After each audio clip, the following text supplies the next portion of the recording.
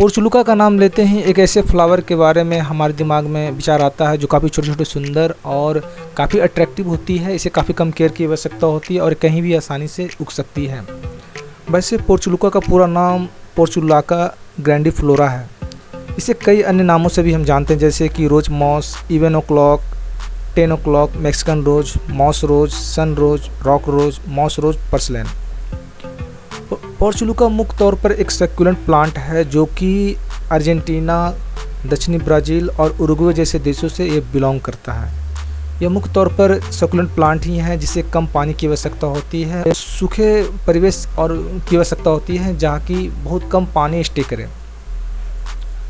तो पोर्चुलुका को काफ़ी कम केयर की आवश्यकता के कारण ये काफ़ी लोकप्रिय है और यह फ्लावर सालों भर फ्लावरिंग होती है इसके अंदर, इस कारण ये काफ़ी लोकप्रिय है।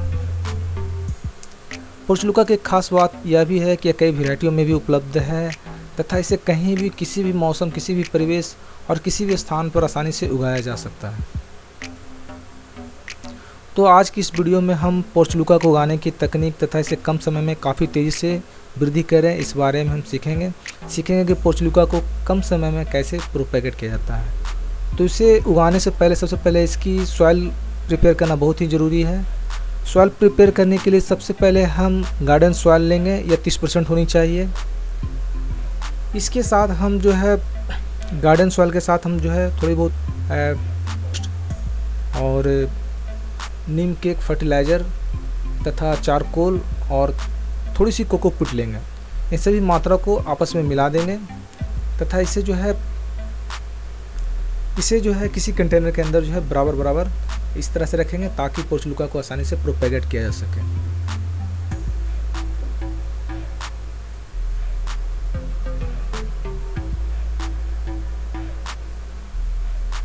एक बात का आपको ध्यान रखना है कि इसके अंदर बहुत ज़्यादा मात्रा में कोकोपीट या जो है वर्मी कंपोस्ट नहीं डालनी है। वर्मी कंपोस्ट आपको ध्यान रखना है यह 10 से 15% होनी चाहिए तथा कोकोपीट भी लगभग 10% के आसपास ही होनी चाहिए। थोड़ी बहुत इसमें सैंड आप मिला सकते हैं ताकि मिट्टी थोड़ी भुरभुरी हो। इस तरह से इसकी मिट्टी इस तरह बनानी है ताकि इसके अंदर पानी ज़्यादा स्टे न करे और किसी भी मौसम में आसानी से पानी बिल्कुल सिस्टम से बाहर निकल जाए, क्योंकि अगर पानी इसके अंदर ज़्यादा होगी तो इसकी जड़ सड़ने की खतरा बना रहेगा। अब हम मिट्टी को जब कंटेनर में रखते हैं तो एक बात का हमें ध्यान रखना है कि जब हम इसके स्टेम को प्रोपेगेट करने के लिए लगाते हैं तो मिट्टी में थोड़ी बहुत नमी होनी चाहिए।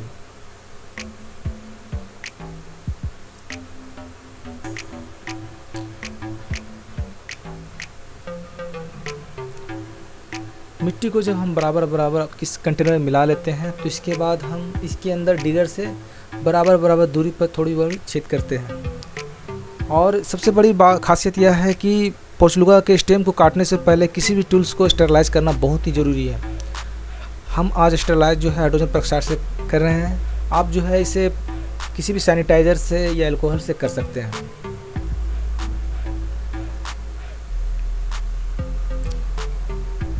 एक बात का आपको ध्यान रखना है कि वही चाहिए जो मोटी हो तथा जिसके साथ कुछ अन्य स्टेम भी जुड़े हो ताकि इसके मदर प्लांट को कोई नुकसान ना हो और वह भी ग्रोथ कर सके।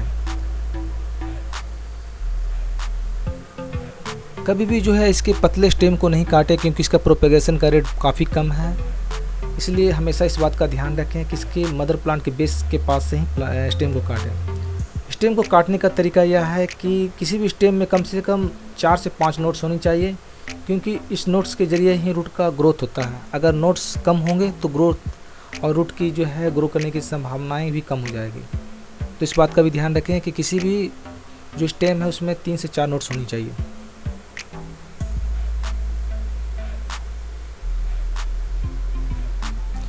इसके बाद जो है मिट्टी के ऊपर थोड़ी सी हम नमी के लिए जो है स्प्रे करते हैं पानी का, ताकि इसके जो है सरफेस थोड़ी सी गीली रहे और हमारे स्टेम को पानी में आसानी हो जाए। डिगर के जरिए हम इसके अंदर बराबर दूरी पर होल करते हैं ताकि इसके स्टेम को इसके अंदर जो है प्रोपेगेट किया जा सके।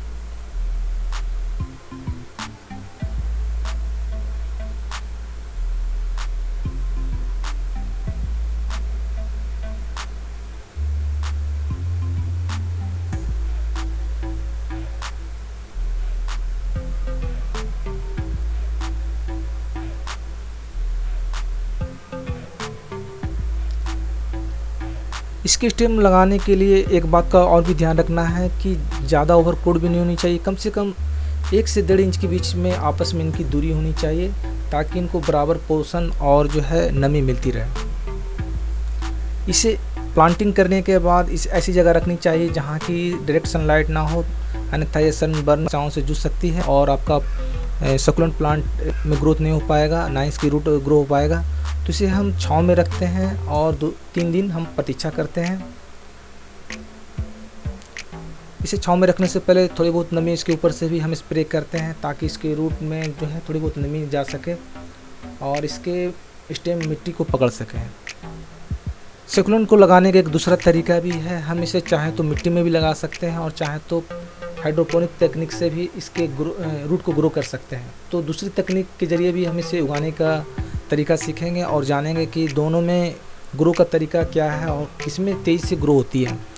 तो हम इसी तरह से स्टेम को काट कर जो है 5 कंटेनर में अलग अलग वैरायटी के हम इसके सक्युलेंट स्टेम को लगाते हैं। आपको ध्यान रखना है कि सभी कंटेनर में उस वैरायटी का नाम होनी चाहिए, ताकि दोनों मिक्स ना हो सके। इसके बाद सभी पॉट में हम पानी डालते हैं। ध्यान रखना चाहिए कम से कम इसके 1 या 2 नोट्स ज़रूर पानी में डूबने हो।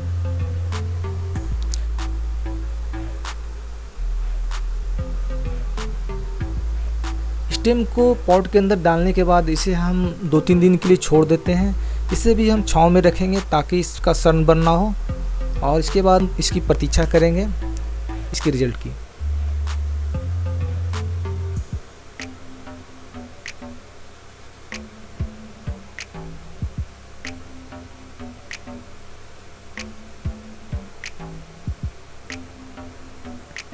लगभग 3-4 दिन हो गए हैं और अब देखते हैं इसके अंदर रूट में ग्रो हुआ है या नहीं है। तो सबसे पहले हम पिंक पोर्चुलोका लेते हैं। हालांकि देखने से लग रहा है इसमें सभी में रूट आ चुकी है। हाइड्रोपोनिक्स तकनीक से पोर्चुलोका उगाने की सबसे खास बात यह है कि इसमें ग्रोथ रेट और सक्सेस रेट 100% है। अंदर सफ़ेद कलर की जो है रूट आ चुकी है, सभी प्लांट में वाइट कलर की रूट आप देख सकते हैं। तो इस तकनीक से पोर्चुलोका को लगाना काफ़ी आसान है, काफ़ी कम समय में इसमें रूट ग्रोथ हो जाता है। इसी तरह से रेड पोर्चुलोका में भी जो है रूट आ चुकी है, ये भी आप देख सकते हैं। मिट्टी की तुलना में हाइड्रोपोनिक्स तकनीक से जो है रूट को ग्रो करना काफ़ी आसान है। हालांकि पोर्चुलोका प्लांट हाइड्रोपोनिक्स के लिए नहीं बना है, इसे हाइड्रोपोनिक्स के जरिए उगाया तो जा सकता है, पर इसमें फ्लावरिंग रेट काफ़ी कम है। तो पोर्चुलोका के हम सिर्फ रूट ग्रो करने के लिए ही इस तकनीक का इस्तेमाल करेंगे। इसके बाद हम फिर इसे ग्रो करने के लिए या काफ़ी तेज़ी से वृद्धि हो, फिर हम इसे मिट्टी की तकनीक का इस्तेमाल करेंगे, यानी इसे हम मिट्टी में ही प्लांटिंग करेंगे। आप देख सकते हैं कि येलो कलर का पोर्चुलोका है, इसमें भी रूट आ चुकी है। लगभग हमारे सारे पोर्चुलोका में सभी प्लांट में रूट आ चुकी है। किसी भी प्लांट में रूट ना आया हो ऐसा कोई प्लांट हमें देखने को नहीं मिला। इस तकनीक के जरिए इसमें ग्रोथ रेट लगभग 100 है।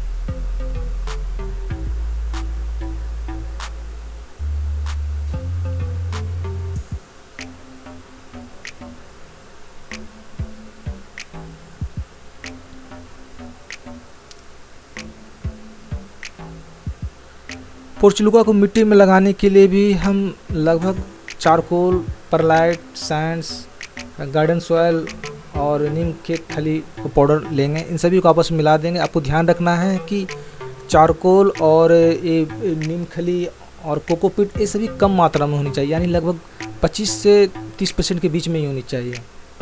ज़्यादा मात्रा सैंड और सॉयल की होनी चाहिए।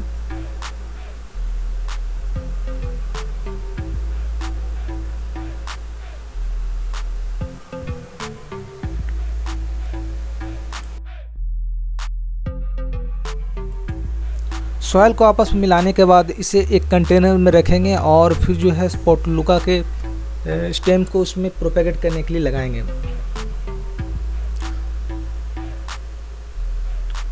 आज हम पोर्चुलोका का लगाने के लिए हम एक पॉट लेते हैं और इस पॉट के अंदर हम जो है डिगर की मदद से छेद करते हैं और फिर पोर्चुलोका के स्टेम को इसके सॉयल में प्रोपेगेट करने के लिए लगाते हैं।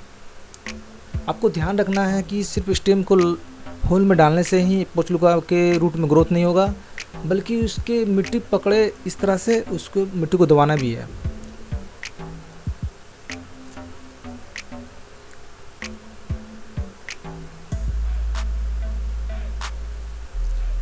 सभी प्लांट के ग्रोथ के लिए आपको 2 से 3 नोड्स जो है इस बात का रखना है, अन्यथा पोर्चुलिका के स्टेम में रूट का ग्रोथ नहीं हो पाएगा।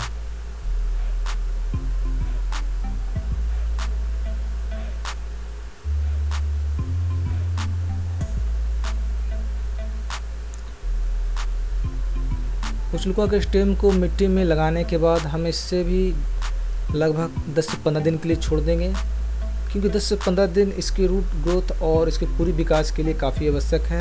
आप देख सकते हैं कि ये 5 दिनों के अंदर काफ़ी ग्रोथ किया है। लगभग 20 दिन के अंदर ये प्लांट इस तरह से हो जाते हैं और इसके अंदर फूल आने लगते हैं। आप इस तरह से 1 महीने के अंदर इस सभी प्लांट में इसके फूल देख सकते हैं।